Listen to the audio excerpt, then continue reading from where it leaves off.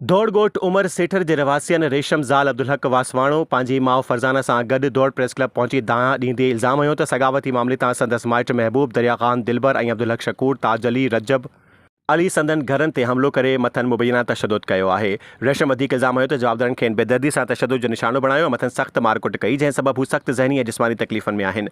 हिन चयो त हू पंहिंजे मुड़ुस खां तलाक वठणु चाहे थी, जंहिं लाइ अदालत सां रुजू कयो आहे ऐं इख़्तियारनि खां तहफ़ुज़ इंसाफ़ फ़राहम करण जो मुतालबो कयो आहे। आइन रात 10 बजे मेरे को अगवा करना आइन।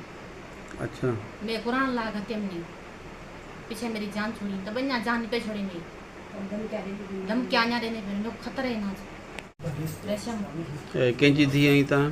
अली तव्हांजे मुड़ुस जो नालो? अब्दुल हक। छा मसलो आहे तव्हां सां?